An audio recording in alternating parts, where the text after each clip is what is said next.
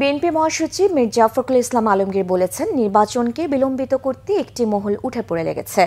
নির্বাচনের আগে গণভোটের দাবিতে মাঠে নামা দলটিকে হুঁশিয়ার করে বলেন, দেশের মানুষ কখনো বিশ্বাসঘাতকদের ক্ষমা করে না। যা হবার হয়েছে, সমস্যাগুলো সমাধান করে সবাই যাতে নির্বাচনে যেতে পারে সেই পথে এগিয়ে চলতে সরকারকে আহ্বানও জানান মির্জা ফখরুল। বিস্তারিত আহমেদ সরওয়ারের রিপোর্টে। দলের প্রতিষ্ঠাবার্ষিকী উপলক্ষে জাতীয় প্রেস ক্লাবে আলোচনা সভার আয়োজন করে জাতীয় সমাজতান্ত্রিক দল জাসদ জেএসডি। এতে বিএনপি মহাসচিব মির্জা ফখরুল ইসলাম আলমগীর স্বাধীনতা সংগ্রামে আসম আব্দুর রবের ভূমিকার কথা উল্লেখ করেন। বলেন, রাজনীতিতে আজকে যে সংকট তৈরি হয়েছে তা করেছে অন্তর্বর্তী সরকার ও জাতীয় ঐকমত্য কমিশন। বিএনপি সংস্কার চায় না বলে অনেকে জাতিকে বিভ্রান্ত করতে চায় বলে অভিযোগ তার। বলেন, বিএনপি সংস্কার চায় বলেই সনদে সই করেছে। আস্থা আমরা রেখেছিলাম, সেই আস্থাটা বিশ্বাসযোগ্যতা তারা বিশ্বাসঘাতকতা করেছেন, জনগণের সঙ্গে প্রতারণা করেছেন, যেটা আমরা তাদের কাছ থেকে আশা করি।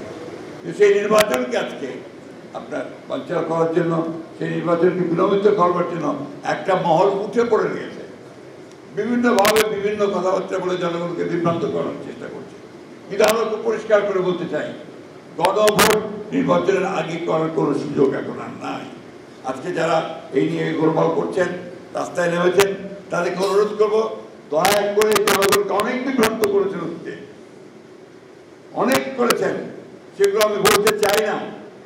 একসময় আপনারা এই দেশের সকল মানুষের চাহিদা ছিল পাকিস্তান স্বাধীন হয়ে, আপনারা সেটার বিরোধিতা করেছেন। 1971 সালে মুক্তিযুদ্ধের বিরোধিতা করেছেন। আজকে দয়া করে জনগণ যে নির্বাচন চায় সেই নির্বাচনের বিরোধিতা করবেন না, কারণ এই দেশের মানুষ কখনো পিত্রারের যারা পিত্রে করে তাদেরকে ক্ষমা করে না, তারা ক্ষমা পায় না। সুতরাং ওখান থেকে সরে আসুন। যাদের সঙ্গে আমরা দীর্ঘ 15 বছর লড়াই করেছি, একসাথে কাজ করেছি, তাদেরকে সঙ্গে নিয়েই আমরা সরকার গঠন করতে চাই এবং খুব পরিষ্কার কথা আমরা বলেছি, আমরা জাতীয় সরকার গঠন করতে চাই। আলোচনায় অংশ নিয়ে বিভিন্ন রাজনৈতিক দলের নেতারা প্রশ্ন রাখেন, ঐকমত্য কমিশন দেশটাকে কোথায় নিয়ে যেতে চায়? তারা কি নতুন করে দেশকে সংঘাতের দিকে নিয়ে যেতে চায়? আমি আশা করব সরকার কোনো উস্কানির পথে হাঁটবে না, সরকার কোনো বিরোধ বৈরিতার পথে হাঁটবে না, সরকার সমঝোতা ঐকমত্যের জায়গাটার পথে হাঁটবে। ডিসেম্বরে যদি তফসিল হয়, ফেব্রুয়ারিতে ইলেকশন হয়, সময় বাকি আছে নির্বাচন আগে 1 মাস।